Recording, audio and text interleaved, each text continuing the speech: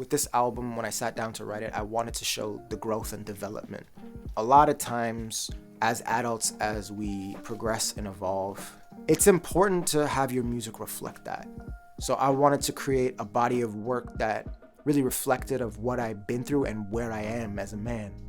If you want to be a good writer, you have to get used to writing in a bunch of different styles. You know, growing up, my dad said, "Son, there's no way on God's green earth that you can give your best piece of work in your first shot." When I have a verse and a theme that I like, and I start writing, sometimes it takes me months to formulate the right way of saying it. Because I do both music and lyrics, sometimes my concepts of songwriting might come from a rhythmic idea. What I find is you have to be receptive to everything. So my intentions of writing with this album were really to kind of reflect what I was seeing, what I had lived, experiences that I had been through. Kind of went through some personal stuff in 2016 that shook me a little bit. And part of being a good artist is being honest about that. 2016 was probably one of the hardest years of my adult life because one was that I was going through a really difficult breakup. And then two, I was living with someone who was mentally not well. It was a really kind of bad, and it was just me and him in the house. And both my relationships with these people were deteriorating right in front of me. I couldn't write a song about it in the heat of the moment because I was living it.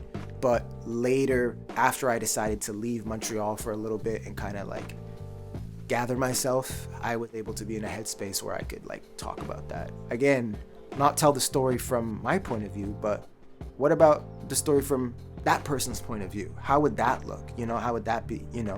Unlocking a different perspective can make the song unique and make it something that stands out. Because when you're always talking about me, it gets boring, and there's more to life than just me and I. There's a certain feeling that you get, where you're just like, damn, that's hot.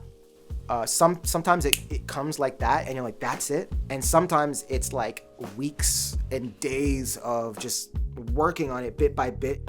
And I would say for the most part for this album, it's been meticulously chiseled out. These experiences that I've lived have helped me come to the realization that everything has its time. For this album, it was I had all the songs written, but what was I gonna call the name of the album? And I feel the title, Everything Has Its Time, is a good summary of all those individual stories and concepts. What I strive for is to really make the albums, make a piece of work that can stand the test of time, that someone can put on 40 years later and jam to.